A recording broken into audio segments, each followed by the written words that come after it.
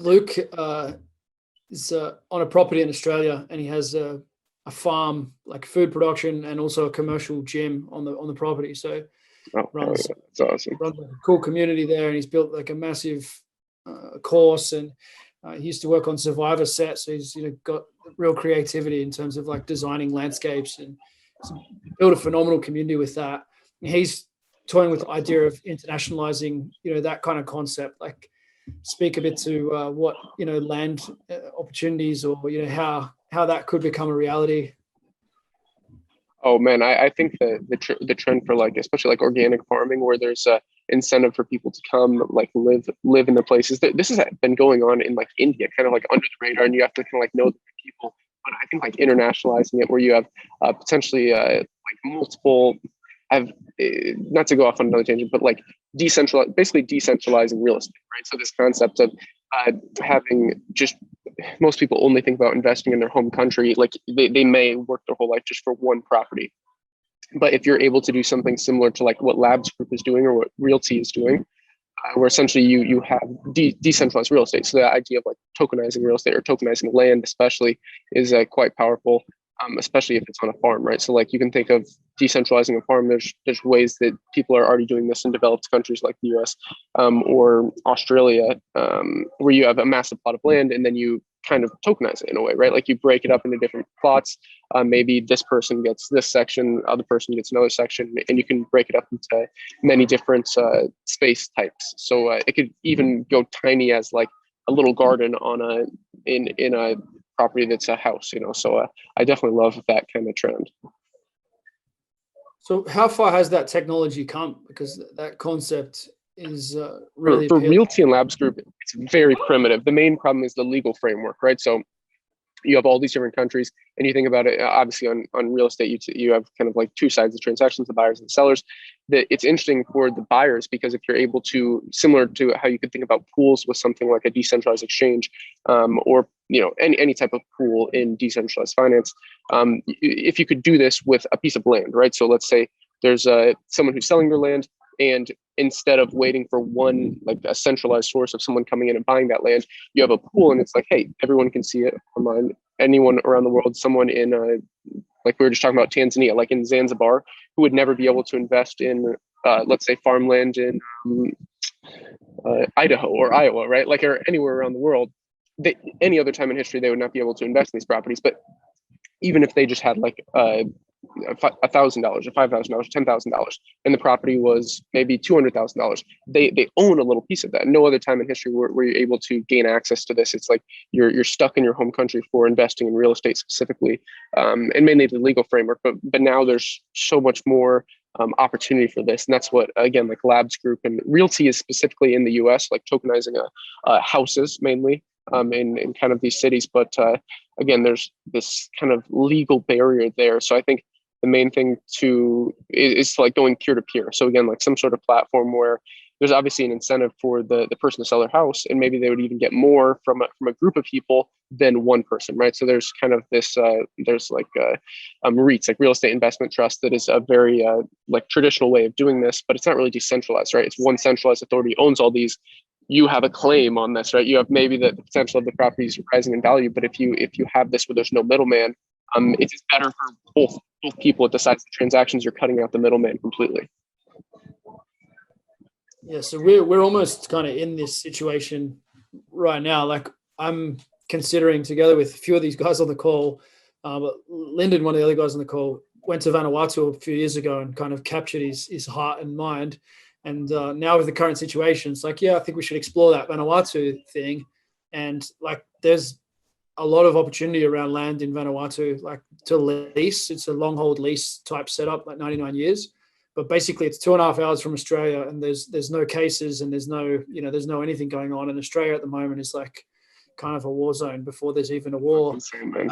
I feel horrible, bro. It was like some insane number of people that just like left and they couldn't even get back, right? Like, I can't, do you know it's like they left for like a funeral or a wedding or overseas, and then it's like, nope, you can't, even though you're a citizen, you can't get back. It's crazy.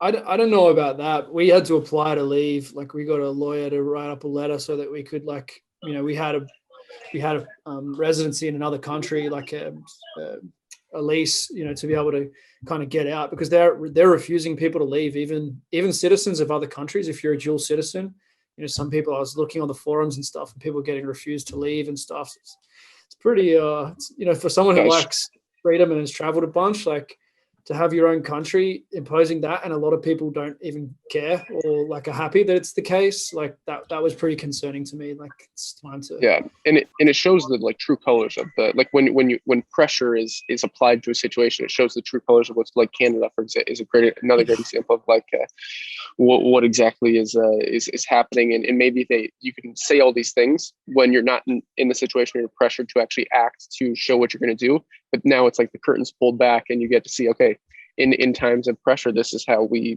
handle things. So I think it makes people consider things like second citizenships or residencies for sure. But yeah, so with this land, we potentially have basically that option, like where we can secure a big chunk of land and we can be there and we can make sure it's going to get farmed or looked after or whatever. And we can, I have quite a big network of people around the world in all different countries that might want to put $1,000 in or $10,000 in or $100,000 in to participate in that sort of project, maybe because they want to come if things get to a certain point, or maybe just because it sounds like fun. But like, do you have any ideas about how we could facilitate that? Like, are there any practical processes that exist? Like, I can see how it will exist in 2, 3, 5 years, but I don't know if there's like anything we can do now that would bring that technology together with that situation. Well, sadly, the something I would say like Labs Group has gone the farthest with this, but they're based in, I think, Southeast Asia. I think maybe the first property was in Thailand, but there's really not a good version of this. It's really kind of on the cutting edge. So if you're looking at like a decentralized version of real estate, I think the best way to do it is through DeFi, right? Like in the past, maybe it's just been like we all have some sort of like agreements, like the analog version where we all sign this piece of paper that like we all own this together. Maybe you form an LLC around it, but I think there's a better version of doing it now with like a decentralized autonomous organization, like some sort of a DAO. Which can be recognized legally, like it was recognized even in the US, right? So that's what Labs is really focused on. So you can almost think about it as if you don't want to have the counterparty risk of, like with a REIT, with a real estate investment trust, you have this obviously, like I was saying, centralized authority, but with a decentralized autonomous organization, you would know that anyone that holds an allocation to that. So like you were saying, if someone is interested in maybe a plan B in Vanuatu, but doesn't want to have the sunk capital and kind of sunk time of setting up themselves, all these different things, you could have some sort of tokenization where, let's say you're splitting that, like, did you say $100,000 or $200,000, something like that? There's a lot of land and it's cheap and Exactly. There's a lot of possibilities. Like everything's on. Yeah. So like you could just use like $100,000 for an example. In a lot of places, you can actually get a lot of land for 100. Like even in Montenegro, like you can get a really, really nice land. And a potential for like residency setup, and you break that up into 50 different people putting in $2,000, right? So boom, you just created basically a decentralized system where anyone can have access to that land. And I've thought about it almost in the way of like you think about it for like rental properties, right? So let's say you had use that same example about like $100,000 property in like Istanbul, and you have different rental yields. Everyone like is pooling their capital for this individual project or individual real estate investments. And with this, maybe everybody gets the yield from the rent, right? So, and you're able to have governance just like you are with any other project in the blockchain space, for voting rights. And with this, sorry, I just lost my, oh yeah. So with this, you're not having a one person, like one business partner that's going like, we're going to change the design of the place. So we're going to move rent costs higher. It's purely a democratization of kind of the voting system, right? So if you, for example, the land, you wanted to go like, we want to move in this direction, this other people want to move in this direction, well, you have a beautiful way of voting on it, right? So I think the main, sorry to go on the rant, but the main way of doing it definitely is like tokenization, having some sort of governance where you have not just the asset, but you have many different benefits with this, right? So it's kind of de-risking yourself, but then also having the exposure of, okay, maybe you have an allocation to Theta, but you can't travel to Theta, right? Like you can't physically be, you can have the upside opportunity of this, but that like he was just saying that he likes the idea of the pooling method. And I think there's a lot of opportunity for someone to build something like this. And honestly, like I know a couple people that develop in the blockchain space, and I'm really interested in maybe trying to develop something along these lines, because I visit so many emerging market countries, and so there's so much opportunity for this. Where again, like I was saying, a lot of people that I work with are looking to just park capital, even if they're going to pay more for the property. They just want to park capital in an emerging market for real estate. And if they're able to do this just on a platform where they don't even have to go, like I want to remove myself from the situation, just go, okay, it's transparent. You can see exactly the cost. And let's say instead of setting up, again, like some sort of like trust to purchase these properties, you have a pooling mechanism with it. So like, let's say a couple of his buddies are like, hey, I also want to invest in farmland in Brazil. You know, like farmland in Brazil is quite cheap at the moment, especially with like these currency situations. So if you have some sort of pooling mechanism that's stable, like DAI, and then you convert it into Brazilian real, a currency where you have a lot of upside, then you also have currency upside, and then you also have the individual asset. So yes, lots of that's different another things. actual case that we're kind of. So one of my main one of my main staff members is in Brazil, in the north of Brazil, and his dream is to have cattle and to be on a farm there. His family has experience with it and whatnot. So it's literally like it's not very far away. And I've sort of said to him, like, at some point, like, let's do this. And yeah, like there's a lot of momentum in the sort of community and a lot of people that are looking at it. So if it made people feel as though, well, yeah, maybe I'm going to be able to go there, or if there's food issues, like there's land with a bunch of cattle on it, and all I need to do is get there, and there's going to be like as this kind of plan B stuff. But even just as a bit of fun to support a guy that like you get 1,000 guys, or you get 100 people to put $1,000 in, and all of a sudden you make something like that happen. It's not so crazy. Yeah, and the awesome thing with that too is like you have these opportunities for maybe like one person's able to put a lot of capital, and you have people that are like-minded, but one person's like maybe they're looking to put $100,000 in, and the other person says, hey, I don't have anything to contribute, but I could work for this. Like I could work on the property, and then in that case, if you have the way where you kind of tokenize it in this way, maybe he would earn, instead of earning in whatever currency, earn in whatever that is. I don't know, whatever you want to call it, but you know what I'm saying, right? So you're able to kind of monetize these two different aspects. So not just, hey, I'm 50 years old and I have all this capital to dump in. Maybe I'll only visit the property for 1 week out of the year. But someone else who's interested in developing this and is interested more in kind of the long-term aspects, So there's many different ways of going about it, and it's a really interesting space. I think not a lot of people are even thinking about it in any way. Most people would, especially the first hurdle is understanding blockchains and understanding kind of the what's going on with DAOs, like decentralized autonomous organizations, and the benefits of it. And truly, like if you look throughout all of history, the main issue has been this one person, this business partner that screws you over, right? Like you want to go in and invest in this real estate deal. It's this hiding things behind the curtain, and now the curtain's completely open. Like you have some sort of a decentralized real estate, let's just call it a decentralized real estate trust for the sake of example. You don't have all these downside issues of human error, someone being more greedy. Like if you're more greedy, hey, maybe you're just out, right? So you have many different opportunities. It's pretty crazy, but somebody needs to develop this. And I personally am not like I know some basic coding and things like this with Solidity, but it would be more something where it's interesting. It's like on the verge, for all and I think this is the reason why, there's kind of like darkness and fear at the moment. And I think a big part of the reason why there's that stuff is because we're also on the verge of this other thing of like, this could all just blow up. And as you say, like people could be able to invest in South America and Africa, and like think about how much capital could flow to those places to improve the quality of life and get the infrastructure on the ground. Like there are tens of thousands of people with significant resources who would do that if the red tape wasn't in the way. And blockchain is like one of the key ways that can remove a lot of the barriers that have been there because of nation states and differences in legal systems. And I don't know how it's all going to unfold, but it's like we are on the cusp of like a lot of good stuff could happen there, or there's that possibility of kind of this more totalitarian, like Chinese model of like everyone gets their allocation of gruel, and that's controlled on the blockchain. Yeah, and I think the main thing is like it's said a lot in the space, but it's like it's kind of this like all-consuming thing, because you have no country doesn't want foreign direct investment. Maybe North Korea is like the only country that doesn't, which actually it's interesting.